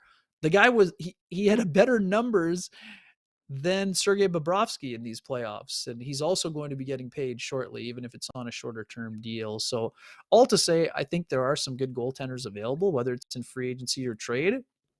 But if you're an NHL team, you move the money to try to get Connor Hellebuyck because this is the kind of goalie that can put a team over the top. So for me, I still think that there will be offers coming. Now, what I'm super curious about, Huss, leading into Saturday, could the Jets try to make one more run at signing Connor Hellebuyck to an extension? Of course, that's possible. Are they willing to go $9 or $10 million on a deal that's 5 years or longer? Well, we'll see about that. But it's a possibility. Now, if it's not a possibility, then the Jets are going to have to strengthen their position by attacking in free agency. whether that's Jonas Korpisalo or somebody else, unless they're going to identify, the Boston Bruins as a team where they could either get Jeremy Swayman or Linus Ullmark, potentially in a Mark Scheifele deal. Now, that's why there's so many balls in the air here. We're not sure about the direction, but what we're sure of is that no offer has been made that would even make the Jets blink in this staring contest when it comes to either Connor Hellebuyck or Mark Scheifele.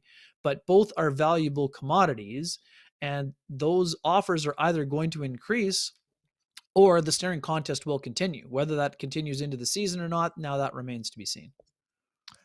Ken, with Scheif, as we just said, listen, they do not want to give him up for pennies on the dollar. He is an expiring free agent. Who's more likely to spend more time with the Jets next year? Let's just say that these trades aren't completed, and I think there's a possibility that they aren't before the start of the season. And is there any possibility that those players would just simply play through the year and be UFAs at the end of the year without anything coming back in your mind? Yeah, Huss, it's super interesting, and I've raised this on a few platforms in the last couple of days. Now, I don't think that they'll finish the year, but what I would say in argument to the asset management crowd is that Mark Scheifele was an original draft pick, which means he has been in the organization for the past 12 years and about to be in the 13th. He's provided more than 10 years of service and an incredibly highly productive manner. Would the Jets be comfortable having Scheifele back and then potentially having a John Tavares or Johnny Gaudreau situation? I don't think that would be their first choice, but if the offers are poor, even with the strong quality of return the Jets got from the LA Kings, they would be better off having Mark Scheifele in a number one center position than not having Mark Scheifele or a reasonable facsimile available to them. Now, when it comes to Hellebuyck, the situation is even muddier because we both don't think that David Riddick will be back as the backup. So without Hellebuyck, the Jets are going to have to go out and get a number two anyway. But having to get a number one and a number two in the same offseason, either in free agency or trade, is a very large hole to try to fill when there are no internal candidates immediately in the pipeline. And sorry, when it comes to Milic, I just went through the transcription here. Hillier said that he will report directly to the professional level, so he's expected to be with the Manitoba Moose. But Milic is not ready to become an NHL goaltender. He will still need seasoning at the minor league level. So it's a long-winded way of saying this. I have no idea. I can't make a educated prediction because it's hard to value what position is harder to replace and what is easier to fill. Now, those things aren't mutually exclusive here. They're both difficult on both levels. So could Hellebuyck last longer? I would say yes, just because because of the nature of the position. And, I think it would be tougher because they're going to have to fill two goalies now the Jets are back to only needing to fill one number one center job. Since Dubois has been moved, whereas before they were going to have to replace both. Now, yes, Kevin Cheveldayoff did say Cole Perfetti will be given an opportunity, and Gabe Vilardi said he's ready to play center if necessary. So is it possible the Jets open with Gabe Vilardi and Cole Perfetti as their top two centers? Cheveldayoff kind of hinted at that could be a possibility, but I don't know that that's their preference, Huss. So a lot will depend on what happens with Vladislav Nemesnikov or whether the Jets can get involved in either a trade of a high magnitude or make a big offer in free agency. But I wouldn't be comfortable. I don't want to throw down receipts just for the sake of saying I answered your question. But if I had to, I would say Hellebuyck has the more likelihood of staying on the roster longer, but that could change on July 1st. Yeah, I'm with you on that, Ken. I mean, I could almost see a possibility that if there isn't the market there and there isn't somebody that's willing to pay Connor Hellebuyck's number, I mean, maybe it's even a shorter term extension that guarantees him, big bucks. a year or two at the money that he's earning, gets him to a point where when he's signing a free agent deal or an extension, the cap is up, and protects the Winnipeg Jets a little bit.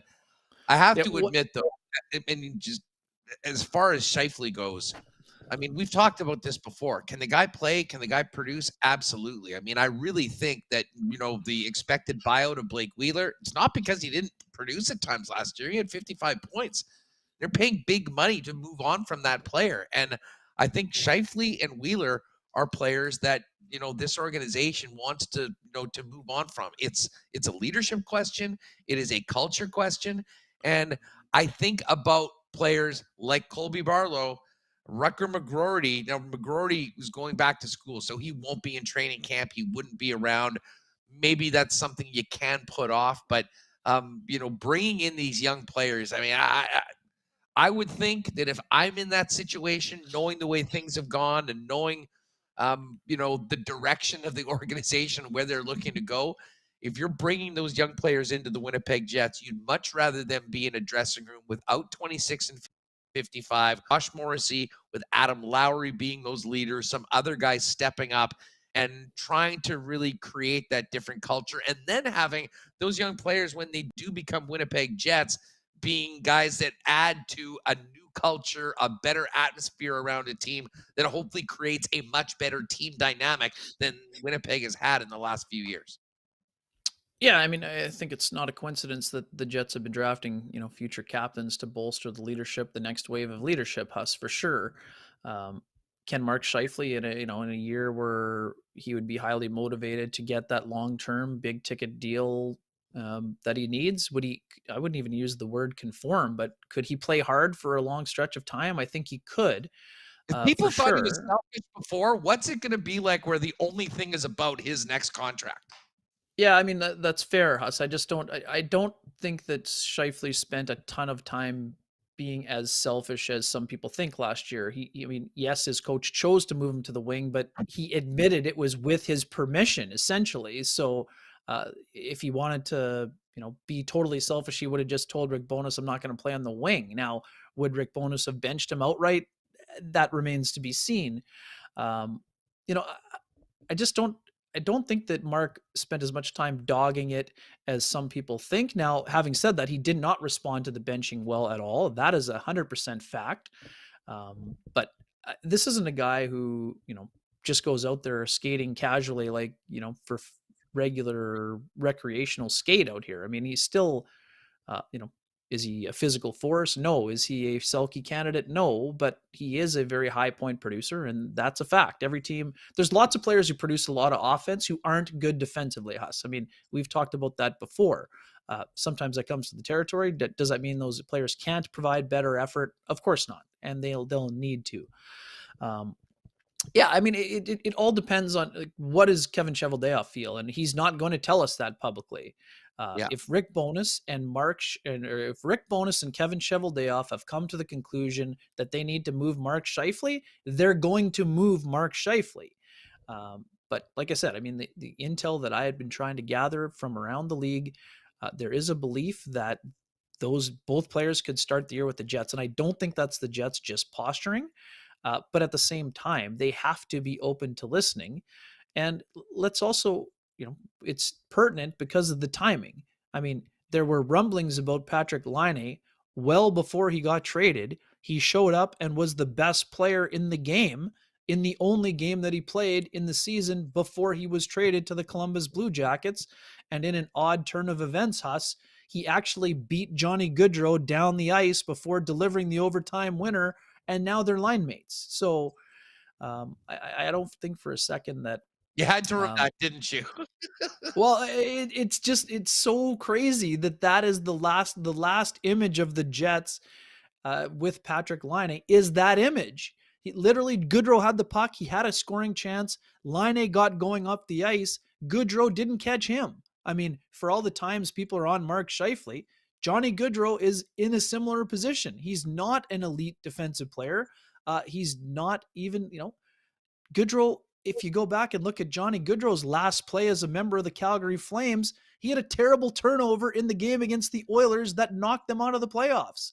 A soft play along the boards in the offensive zone that turned out being, I think, the series clincher. So all to say that I still expect that Mark Scheifele is probably going to be on the move for some of the reasons that you mentioned, and also because the Jets understand they have a valuable asset on their hands.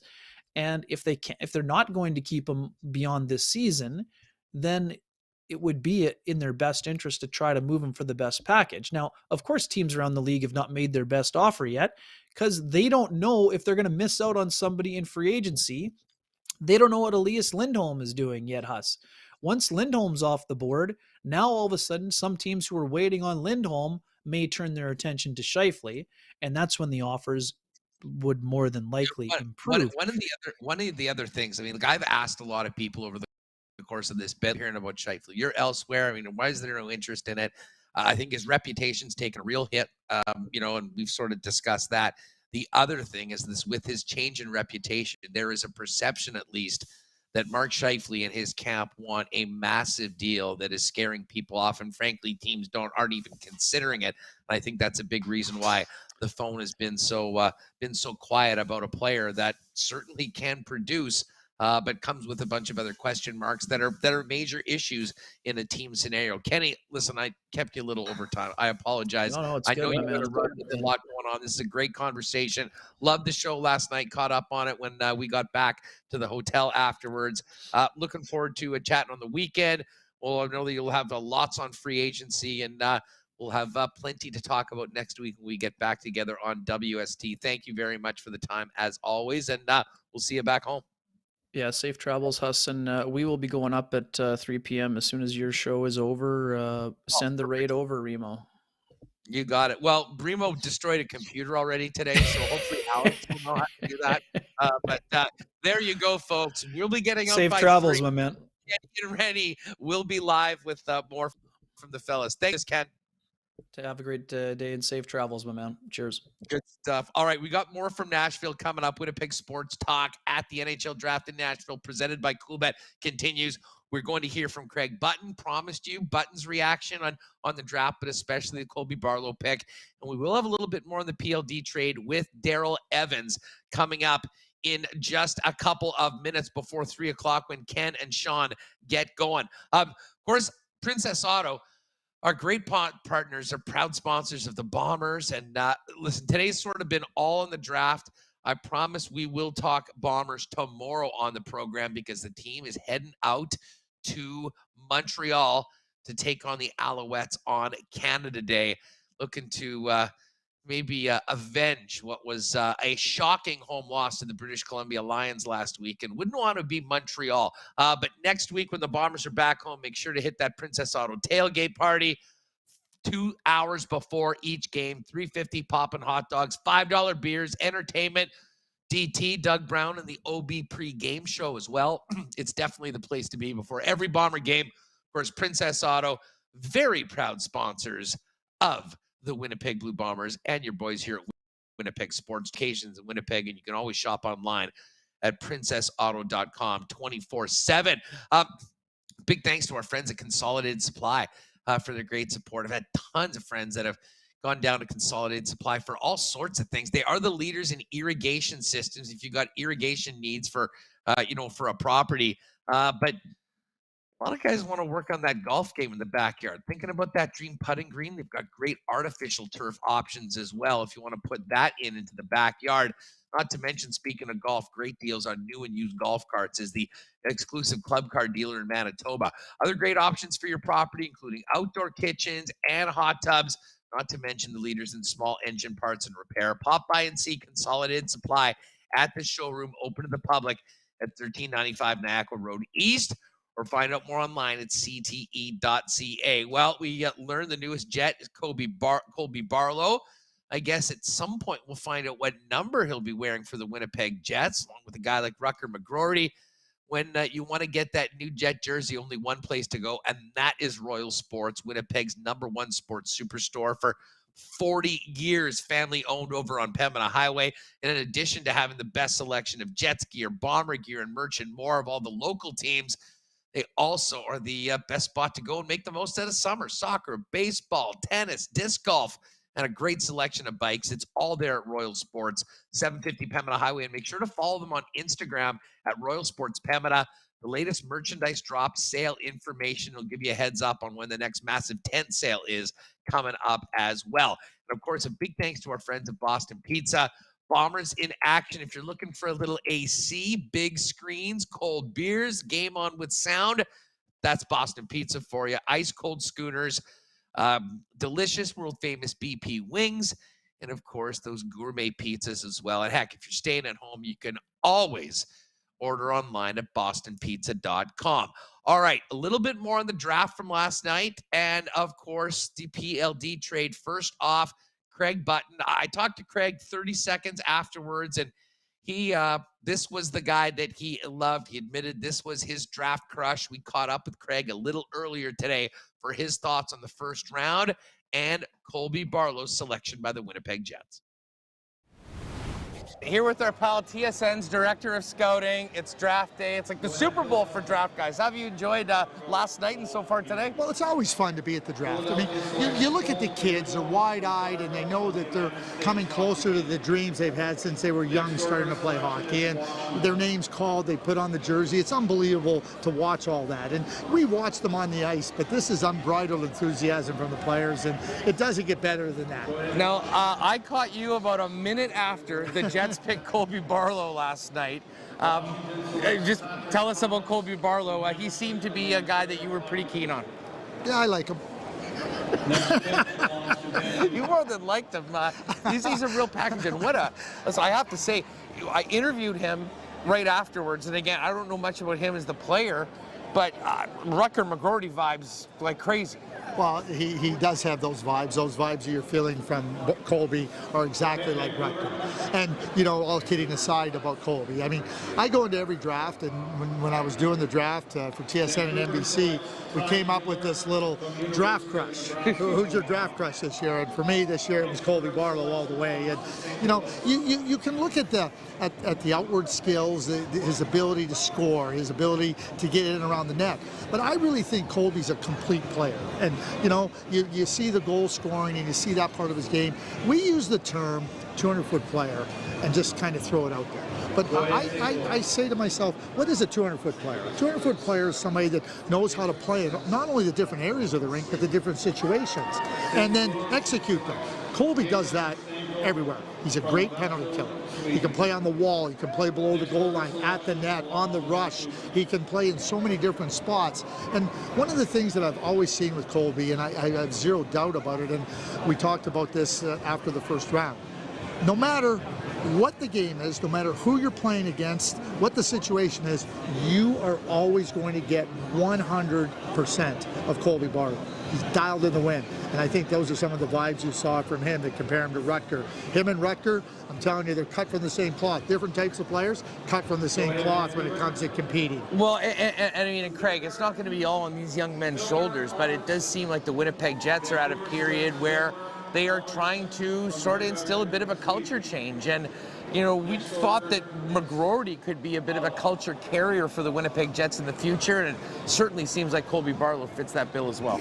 Yeah, but it's not going to be just left to those two young guys. Like, they're going to, like, Adam Lowry's there. You know what Adam means to the team, right? So it's not like they're going to come in and have to establish it themselves. They're going to be able to come in and just make it stronger and make it better. And I mentioned Adam. There's a lot of good players that are driven to be good there and want to make. So when you're trying to make some changes and players are going to move out, and we've already seen Pierre-Luc Dubois leave, and there's going to be others. Now you start to look at this next wave of players coming in that, you know, it's one thing to have talent to play in the NHL, but, you know, the will, the determination, you know, the desire to do whatever it takes for themselves to be better and then to help the team be better. Those are qualities that teams are always looking for. I think with McGroarty and Colby Barlow, they both possess that in a big way. Very rare that a 17-year-old in junior hockey is the captain of a team. And just looking at some of the video, the one thing that stood out to me was his release and his shot. I mean, you talk about a guy that's very competitive, that comes to play each and every night, that has leadership, but that release is not something that, you know, you just learn right away. Is that something that he has progressively got better at, or does he just have a gift when it comes to rifling that puck and doing it in space and traffic? I would say both. it's something that he's got a gift for, but it's also something that he works at extremely hard. So he's always pushing to be better. He's always pushing to make himself better. And that's just one element. You see the release, you see his ability to score from 35 feet and the accuracy that he has, the velocity in his shot. But he can score in so many different ways. I mean, he can score on tips and deflections in and around the net. He can score off the rush, and he can score. He doesn't get pushed out of, like, there's not like, oh, he's got to be on his forehand side. If he gets pushed, he knows how to maneuver himself into advantageous scoring positions. That's what makes him so hard to defend. And you're right, a 17-year-old player going into junior hockey and being an unquestionable leader, and make no mistake about it, he was the unquestionable leader in Owen Sound, and that's why Dale DeGray made him the captain. That's why they made him the captain, because there is no question. I mean, nobody had to say, who do you think our captain will be? Colby had already established who the captain was, and even if he didn't wear the C, he was the unquestionable leader. Just really, when I say complete player, I'm talking complete player, and I can't usually say that about 18-year-olds. Is there room for him to grow and get better? Absolutely, and he will. But I see a real complete player in Colby Barlow. Craig Button, TSN's Director of Scouting, with us discussing Colby Barlow. I have to ask you about the first round. There was some audible gasp in the room when the Ducks passed on Adam Fantilli. Were you as surprised as maybe some other people in the building? No, not at all. I mean, I don't know why there would be gasp. I mean, I think Adam and Leo are both really good players. I think they are going to be #1 centers in the National Hockey League. They're different. Like, the #1 centers are all different in the National Hockey League. It's not like there's one cookie-cutter template, and that's what you have to be. You know, Leo is a playmaking center. He's got size. I think he's become more comfortable shooting the puck. Adam's a great skater who, you know, really uses that speed and that skill to drive offense and to drive the puck into the offensive zone and into the scoring area. So they're different. They're different types of players. Now, you know, obviously, you know, you look at it, Anaheim had a choice, and their choice was Leo Carlsson, and so now for him to be able to move into what they feel is a fit for their group and for what they have not only on the ice now, but also what they have in their prospect system. That's what the decisions come down to. It's so close. It really is. It's so close. Listen, it wouldn't have surprised me if they drafted Will Smith, because he's another top center. But, you know, it is close, and then you try to determine what fits for your team. I say this for Fantilli. Pretty nice landing spot in C-Bus with Patrick Laine and Johnny Gaudreau there. I imagine Jarmo and the gang in Columbus pretty happy about the way things have turned out. Oh, absolutely. And I think they would have been happy if Leo Carlsson was there. And maybe they don't take Leo Carlsson at 3. Maybe they take Will Smith. Sure. I don't know. But, you know, at the end of the day, you're going to be happy with a player that can do as many things as Adam Fantilli can do. And the game is so fast. And when you have a player that not only plays fast and uses speed, but he's got the skill to match it. You know, those are desirable qualities, and that's why it's easy for me to say clear-cut #1 center in the National Hockey League. Craig, I've got to ask you about the Blackhawks. I mean, we haven't talked a lot about Bedard just because everyone knew he was going #1, and we've been talking about him for the last 3 years. But they get Moore at 19, and now we've seen they add Taylor Hall. Looking like they're trying to acquire Corey Perry. How much has Chicago maybe sped up their rebuild because of winning the lottery of Connor Bedard and the subsequent moves that they've made? Well, I think there's parts there. I think any time you're going to draft what I call a generational player, and that's Connor Bedard, you're going to be able to, you know, start to set your sights on knowing your team's going to be better. You know, everybody's thinking they're drafting players and our team's going to get better, but you know darn well when you draft a generation player, your team now is going to get better because he's going to drive play. But you also have to support those players. You have to make sure that they're surrounded and supported really nicely, and that's what Taylor Hall, that's what Nick Foligno coming in, and now you draft Oliver Moore. He's a couple years away. They drafted Korchinski last year. They got a lot of players in their prospect pool, right? But yes, now you're trying to, as you continue to move forward in your rebuild, right? You're trying to add good players, right? But certainly, I don't know if it's faster, but I know that you now know that you can see a direct path to success, and I think that's what happens with Bedard, and certainly they've traded players to get picks, and now they're going to have to be patient, and I think Kyle Davidson has already emphasized that. Craig, before we go, I know it's all about the draft and the young men being picked today, but heading into the first round, there was a big trade involving the Winnipeg Jets and the Los Angeles Kings. What did you think about the return for Winnipeg for Pierre-Luc Dubois and the job Kevin Cheveldayoff did trying to make the best out of what was somewhat of a tough situation? Well, the job that he did was, you talk about the tough situation. So, I mean, he had a number of places that he could have gone. He could have gone rebuild, prospects, picks, and that's further down the line. But you're trading Pierre-Luc Dubois, and he was able to get players that come back and that are going to keep his team competitive, and it's made his team deeper. He's got more depth in his lineup. So, forced into a situation, I think Kevin really executed in a manner that allows the Jets. They got a lot of good players. You know that. I know that. The fans know that.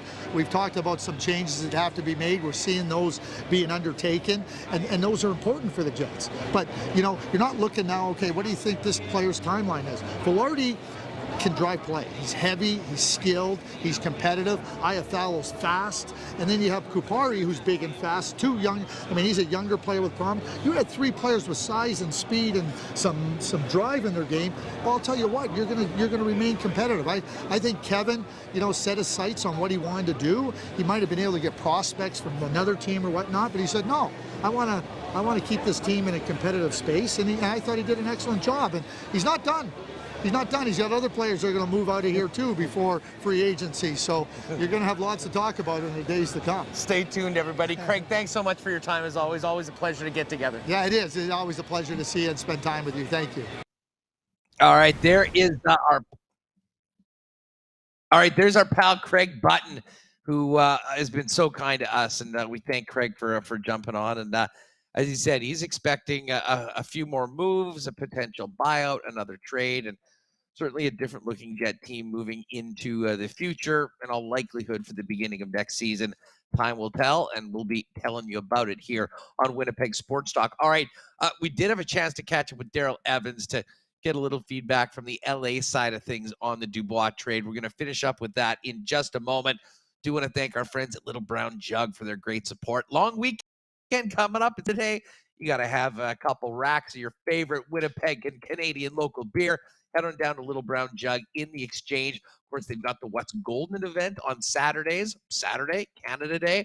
Would be a great place on that beautiful patio to enjoy Little Brown Jug's finest. And, of course, you can pick up all your favorite beers there or at your favorite beer store. Of course, you can check out them out online as well as all their events at littlebrownjug.ca. And, hey, if you're heading to the Gold Eyes, who are back next week, know that you can get the new generic lager, which is a favorite of mine, and, of course, the flagship 1919 as well at all Winnipeg Gold Eyes games. Speaking of the Gold Eyes, been a better week for the Fish. Kind of started at winning a series on the weekend after a real rough stretch. Continue to play some better baseball.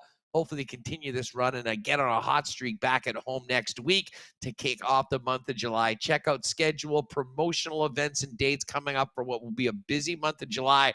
And stay tuned to Winnipeg Sports Talk. Maybe next week, Remo will pick that date for our Winnipeg Sports Talk night and get you details on big gathering of the WST crew. Would love to see you there, and no better place to spend a summer evening than out at the ballpark eating and drinking with friends from Winnipeg Sports Talk. Again, goldeyes.com. Hey, I mentioned, of course, our great support from CoolBet. And, of course, CoolBet sponsors the Lock Shop with myself and Dustin Nielsen. And Pat Gregoire joined us. We had a hell of a start. The Rocket Mortgage Championship right now with our exclusives. I'm getting these texts all day from Pat about Aberg as well as Ricky Fowler. So we'll be paying attention to that. Of course, we'll spend some time maybe tomorrow with a bit of a real update on that tournament and a little bit more on the golf now that the crazy week in Nashville is finished. But, of course, we've got free agency on the weekend. But all of our golf reports are brought to you by our friends at Breezy Bend Golf and Country Club. Can't wait to get out there when I get back in town on the long weekend. If you're looking for an amazing spot for you and your family as a long-term golfing home, get on over to breezybend.ca or talk to our friend Corey Johnson about getting on the waiting list for the 2024 season. And our friends at Assiniboia Downs, of course, saw tonight. But coming back on holiday Monday, that's going to be a big, big day at the Downs. Monday, Tuesday, Wednesday, live racing each and every day. Of course, VLTs and great food 7 days a week. Find out more at asdowns.com, and we'll get back with hopefully some winning picks for a new month next week when we're back after the long weekend. But Monday, Tuesday, and Wednesday, live racing, and maybe make a point of finishing up the long weekend with a trip to Assiniboia Downs. And just before we hear from Daryl Evans, speaking of long weekend, hopefully many of you are going to put some lines in the water over the course of the next couple of days. I cannot wait to do that at Aikens Lake Wilderness Lodge coming up next month, my favorite few days of the year. If you're thinking about a world-class fly-in fishing experience where you can be on the water 2 hours from the city of Winnipeg, that is Aikens Lake. And as incredible as the fishing is, the only thing better is the world-class hospitality from the Terren family and the great Aikens Lake team. Find out more at aikenslake.com, or you can hit up on Twitter at Aikens Lake for a little bit more information on limited availability for the rest of the season, or get booking for 2024. All right, before we finish up this program, we've spent all our time talking about the draft itself. There weren't many trades. The biggest trade this week, of course, has been Pierre-Luc Dubois going to the Los Angeles Kings. And the always resplendent Daryl Evans was hanging around, and we grabbed him for a few minutes to talk about the trade and the members of the LA Kings that are now Winnipeg Jets. Here it is. All right, we're here with Daryl Evans. Daryl, first of all, best dressed man at the draft, as always. How are you enjoying the weekend? You know, it's always great coming together here, getting to see everybody in the hockey world under one roof. Some great relationships that you've made over the years, and some old friends, and you meet some new people as well. So it's really nice. I guess the weekend is coming up, but it kind of feels like a weekend, but very busy. Listen, for Jets and Kings fans, things got off to a big start with a pretty big trade. Let me just ask you right off the bat, what was your reaction to Pierre-Luc Dubois to the Kings and the package coming back to Winnipeg? Well, I think it's a great deal both ways, and you know that's why trades are made. You know, both teams are looking for something in particular in order to take the next step with where they're at with their franchise. From the Kings standpoint, the last couple of years, making it to the playoffs, you know, recognizing a need for some size and just some depth up the middle of the ice and physicality. And I think Dubois does a great job at fitting that. He brings some offense. He can help complement the group that's in place. And the package that the Winnipeg Jets get is real solid. Alex Iafallo is a real solid player. He can play in every position that you want up front. Balharry, he's an up-and-coming young player. He's over 20 goals last year. A lot of potential there. And Rasmus Kupari proved that he can play, you know, as a role model, as a role player right now in the NHL, and maybe elevate his role as well, a former first-round pick. You know, let's start off with Balharry. He sort of is the centerpiece of this trade. I mean, a younger player, first-round pick, under team control for a number of years. He had a breakout season last year. Tell us a little bit about what you saw and how he grew into a guy that was a real difference maker for the Kings on most nights. Yeah, he's took a big step this past year, and I think the Kings and the Winnipeg Jets now expect him, to raise that ceiling a little bit more. A lot more confidence in his game. He's got the versatility to be able to play the wing and center. Great on the power play. He's got exceptionally soft hands, great vision on the ice, and he's a big, strong kid. So there's a lot there. I think he can help their power play out. And again, he's going to complement the guys that he's on the ice with. He'll make them better players because of his hockey IQ. Iafallo comes with a reputation of being a real solid middle six player, a great 200-foot game defensively as well. What can he bring to the Winnipeg Jets when he gets into the lineup next season? Well, he's a guy that can move up and down your lineup. You know, you say a middle six type of forward, but he can elevate as he's played most of his career with guys like Anze Kopitar, Dustin Brown. He can play the left side, the right side, even a little bit in the middle. He can play on the power play, the penalty kill. And aside from how valuable he is on the ice, he's just a great person as an individual, a great teammate. The guys are going to love him, and the coaches are going to love him because he's a great bridge between the coaches and the young players coming in. I don't think Winnipeg fans know a lot about Rasmus Kupari. He is a former first-rounder. Tell us a little bit about his game and how much he might benefit from maybe more opportunity in a Winnipeg Jet lineup as opposed to what he might have been behind in the LA Kings. I agree with you 100%. Kupari, again, former first-round pick. He's got size. He's a good skater. Good vision on the ice. He took on a role as a little bit on the penalty kill. They showed a lot of trust in him in that. He improved in the face-off circle. He too can play both center and the wing. Shoots the puck well. I still think there's a little bit more offense in his game that we saw in LA, and maybe because of the situation he was in LA where he was playing, maybe even a little bit smothered. So now an opportunity to kind of rebirth in his career, and a chance maybe to elevate his role and maybe play on that third line. But it'll be interesting to see where his career goes in the next couple of years. A really big commitment to PLD with the 8-year extension at $8.5 million. But I imagine from a Kings standpoint, they're pretty excited looking at that center ice position going into next season with Kopitar, Danault, and now Pierre-Luc. Yeah, that's a great lineup up the middle of the ice. It allows them to line up against pretty much anybody in the league and makes the Kings that much more difficult to play against. Bringing a guy in like Dubois up the middle of the ice, he now finishes off everybody. You look at like last year, with Balharry playing on the wing, Byfield got switched over to the wing a little bit. And we saw that Kevin Fiala, who was acquired last year in the offseason, he really didn't have a permanent centerman. So now with Dubois coming up the middle of the ice, the Kings are going to be able to put three lines together that are not only going to be able to create offense, it should give them a lot more time and possession with the puck and make them that much deeper. Daryl, I don't know if you've had a chance to check out the NHL schedule yet, but Game 3 of the season, the Jets' second home game, is against none other than the Los Angeles Kings in Winnipeg. It'll be a bit of a homecoming for Pierre-Luc, and obviously a chance for the former Kings to play against their season. What a way to get things going in Week 1. Yeah, it really is, especially with such a big trade, a trade that impacts both franchises. I think the fans in Winnipeg are really going to enjoy the guys that they've got. There are three guys that can step in and play immediately. With Dubois coming and the commitment that he made to the Kings and the Kings made to him, that there's a future there. Eventually there's going to be a passing of the torch. You look at a guy like Kopitar, who's played his entire career with the Kings. He can't play forever, unfortunately, but Dubois is going to be embraced by the Kings fan. And I think it's good to get one of those games out of the way early in the season because there's going to be a lot of emotions on both sides. Daryl, great to see you again. Keep turning heads. Thanks so much for your time. Always a pleasure, and we'll look forward to seeing you in Winnipeg real soon. All right, there it is. Daryl Evans, LA Kings legend, as you mentioned in the chat. And listen, he's a legend with his looks, but I think it was Kabilis who mentioned he was part of that legendary Miracle on Manchester comeback against the Edmonton Oilers and has been a huge mainstay in LA Kings media for a long time. And it was fun to get his perspective on the new members of the Jets coming over from LA in the PLD trade. All right, normally we sometimes go a little longer. We can't today because we got a milk run here, folks. We got to get to the airport, get packed up, get on a plane, get back to Winnipeg. We will be back tomorrow. We'll do a full wrap of the week. Billick's going to join us tomorrow. Rowicki doing something.